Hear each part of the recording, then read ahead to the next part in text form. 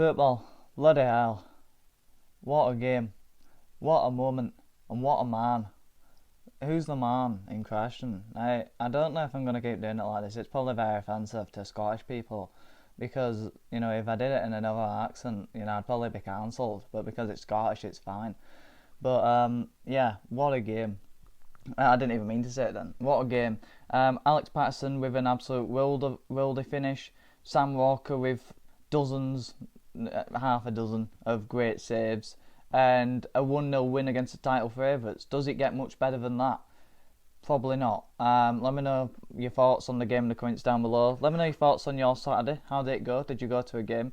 If you did, tell me what happened if you want in the comments down below. If you didn't and you're plastic and you watched it on Sky, then you're still as good as a fan as anyone, because to those who went, credit to you, because there's more than enough reason not to go. What a great performance it was, and I do think it was. I think that there may be, and let me know your thoughts on the lighting as well, because I moved my ring light to a more central position, although it's not too central.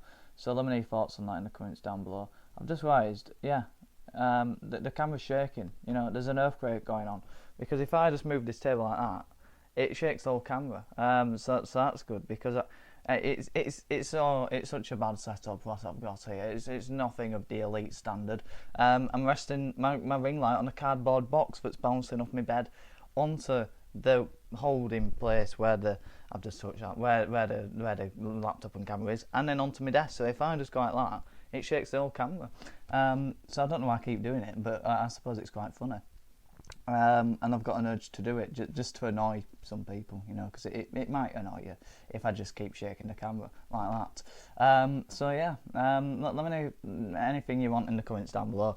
The lighting. I've sort of forgot how to do a match reaction because it's been so long. I couldn't be bothered doing one for the last game of the season because I went out after the game and it sort of didn't happen, the match reaction. But the game, I suppose the best thing to talk about in a match reaction is to talk about the match.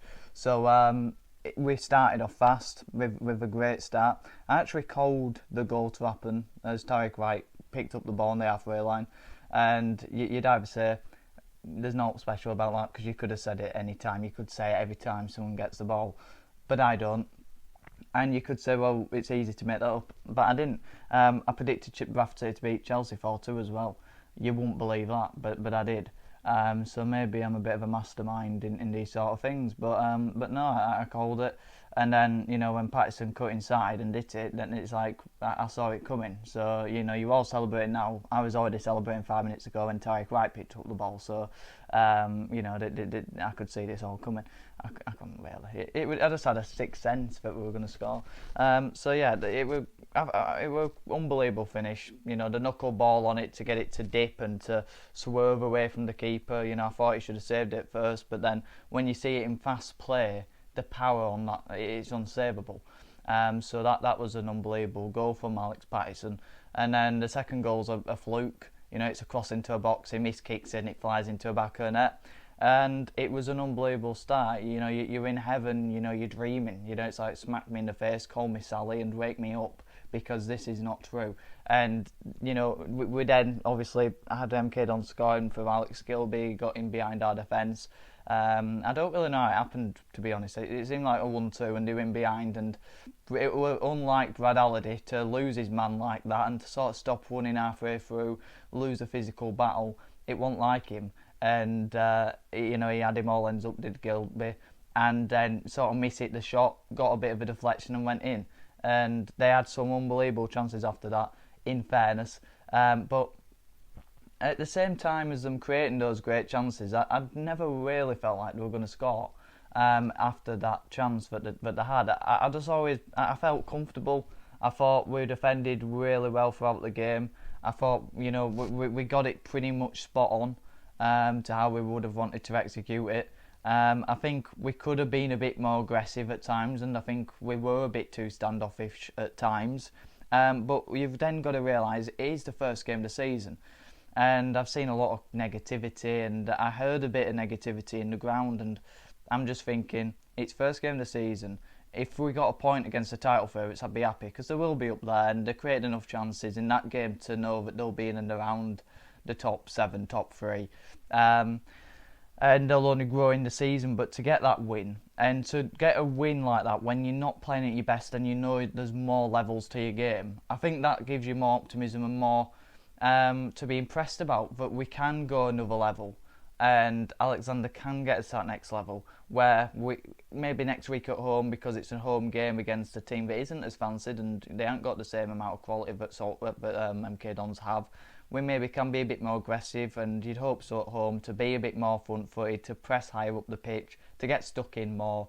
And Salford are a very different side. When MK Dons have got the ball in their half, you don't want to be pressing them too high, because they'll go bang, bang, bang, bang, goal. And it'll be so easy like that. And we sort of did it for their goal, and they punished us by pressing high in their half.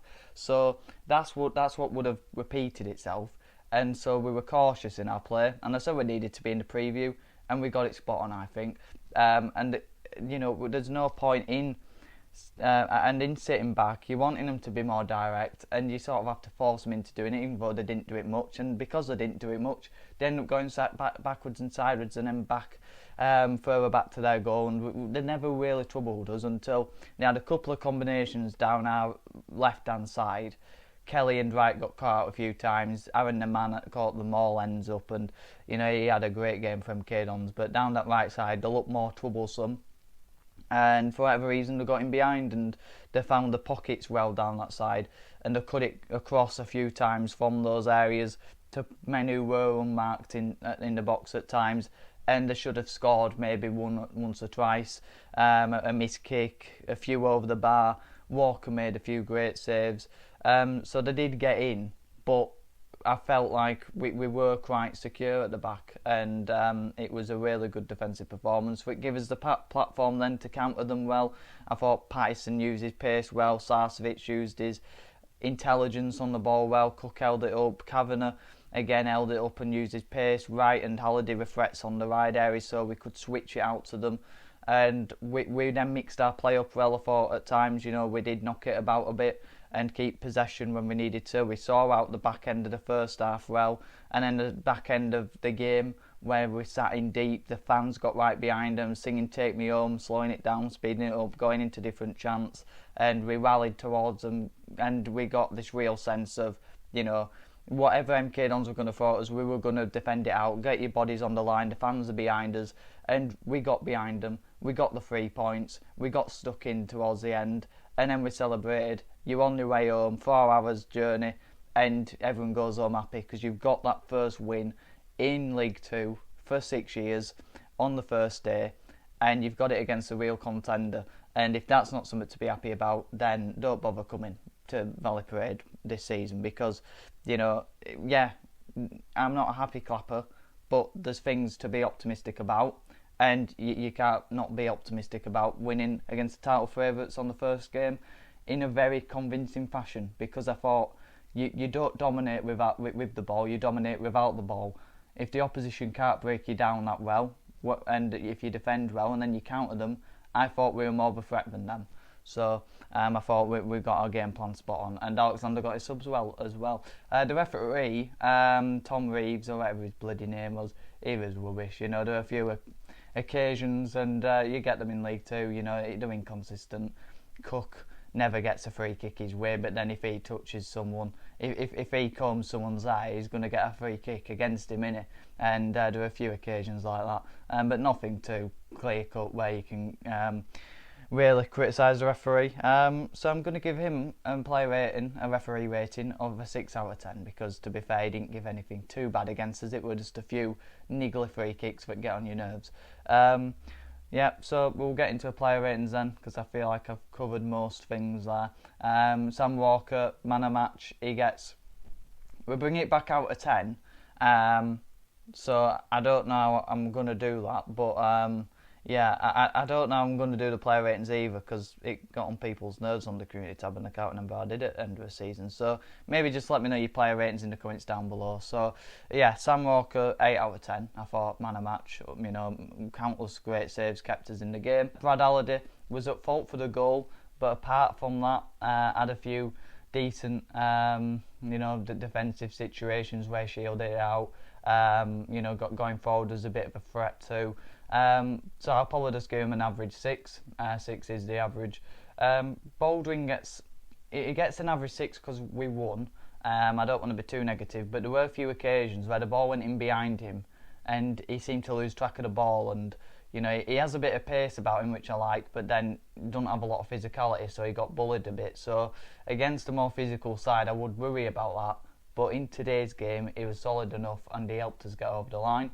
Now this is a controversial one because I'm seeing it all over. But I never sit back. I like this. It's comfortable. It might not be great viewing, but it's nice and comfortable for me back. Neil Byrne. Now a lot of people are saying he had a poor game, terrible game. But for me, I can't see it, and I'm going to give him an 8 out of 10. So maybe I'm delusional. Maybe I don't have any ball knowledge, and maybe you shouldn't be watching me, but you are. So I'm giving you my opinion, and I thought he was a rock at the back. To be honest with you, he got his head on most things that came on into the box. He was alert in his defending. I think that's something I was concerned about in pre-season. Something that I wasn't convinced about were his pace and his lack of being alert. And he had a good understanding of where to be. There were a few times where you just thought, is he quite in the right position? But I think that'll come with game time. So yeah, I was actually quite impressed with Neil Byrne, and I didn't see any flaws in his game, to be honest with you. And the whole back three, I thought had a great game, to be honest with you, even though I give Baldwin a 6. I thought as a pairing, that's something that can grow with a partnership, and I saw some good individual characteristics about the play, but also in that back three. We had a weird shape of our back five. A lot of people were picking up on it, and you probably did as well, and a lot of people thought, it might be to cover for Tariq Wright's lack of defensive ability. I don't think it was. I think it's just how we are as a shape and a team, that our wide centre-backs are the furthest and our wing-backs sort of coming into a midfield role. It means that you've got a compact midfield, but you're still wide. But the only problem with it is you can get pulled apart a bit, and down that left side it did happen quite a lot where they did create combinations down that side, 1-2s, and defined the pockets in the midfield, and that's where Smallwood sort of got found out a bit, in my opinion. But to stray away from Neil Byrne, I thought he had a great game. But as that central player, he has to drift out to those positions, because if the wide centre-back's going across, he's got to then shift across. And I thought he did that quite well, to be honest with you. So I'm going to give him an 8. And he would have been man of match if Sam Walker didn't pull off, a worldie. Kieran Kelly, he gets a 7. I thought he had a pretty good game. We did get found out down the left side, and that you could say is down to him. But I thought he used his physicality well, good bit of pace as well, so sometimes when he did maybe get found out a bit with how he can be a bit late or a bit naive or too aggressive when he goes to press towards the ball, he used his pace well to track back. Like I say, those wide centre-backs, they had a job to do in being our wide centre-backs and getting out to the wing-backs and being our widest players really, when we hadn't had the ball. So these vulnerabilities to your play if you're doing that. And I thought he was really competent in doing that. And like I say, I liked how he showed his physicality, so he gets a 7. And then Tariq Wright, he gets a 7. I've not been a fan of the re-signing of Tariq Wright. I didn't like him last season. I didn't think he had a good pre-season, and I said I wouldn't have played him today. So I think it's only fair if I thought he had a good game to call out and say he did. I thought defensively he was more than competent. There were a couple of times where you do just want him to get stuck in a bit. And he does look like he don't want the fight, but unfortunately that's just how he plays. But at the end of the day, he got the assist for the goal, the first one, the second goal, big part to that, and he was a bit of an attacking threat. Well, he was one because he used his pace in behind, and I just hope that he can build his confidence, because there's a few good games he had last season where you go build his confidence, he can kick on now, and hopefully he does that. Richie Smallwood, who I thought was probably a 6 out of 10, he is a 6 out of 10 player, to be honest with you. His set pieces were poor, there were a few passes that were a bit stray, he holds onto a ball a bit too much, which can be a bit annoying, but I think he helped us control a bit of the game sometimes. Playing a backwards or a sideways pass helps you just get a breather. And then, let me talk about that sort of block, but great tackle in the penalty box. They find a way into the box. I don't know who it was. It might have been Wern, but I don't even know if he was playing. He comes from behind him, and chops him with a sort of scissor, and unbelievable tackle. If it'll be on Twitter or somewhere if you can try and find it.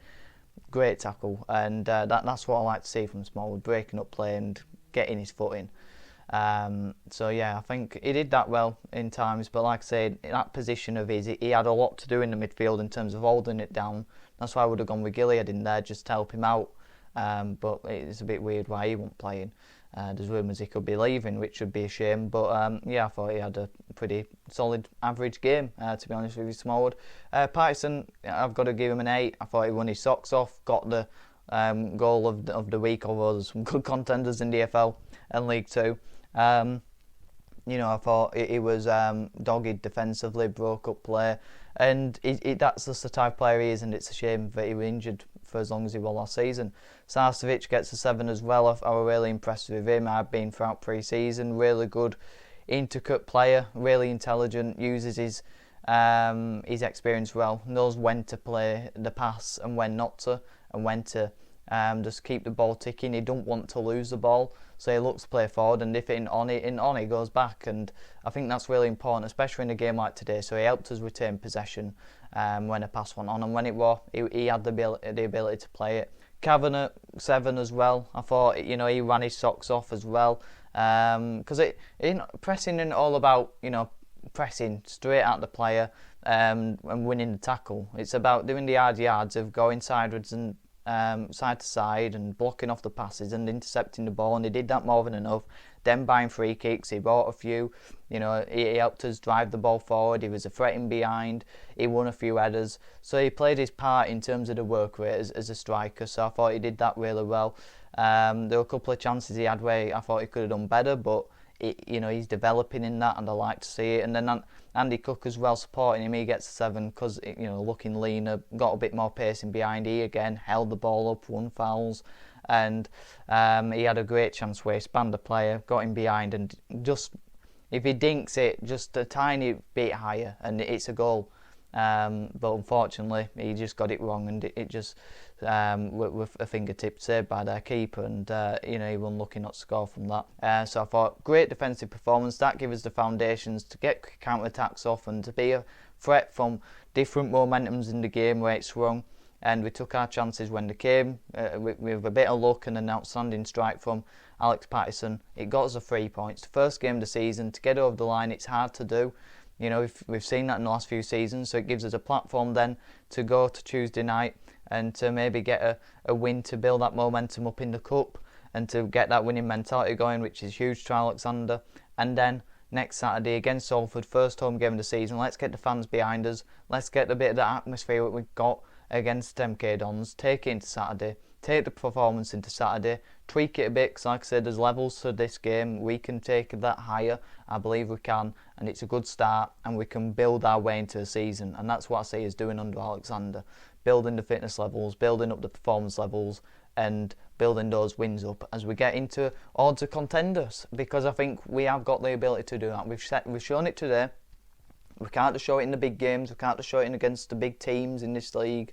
We've got to do it against your Bromleys and your Salfords, and we're going to have to do that in those next 2 games. So let me know your thoughts in the comments down below. Let me know your player ratings as well. Like the video if you did. Subscribe if you're new. We're on the road to 700 subscribers, although these are high on 1,000 now with over 600. So the support is massively appreciated.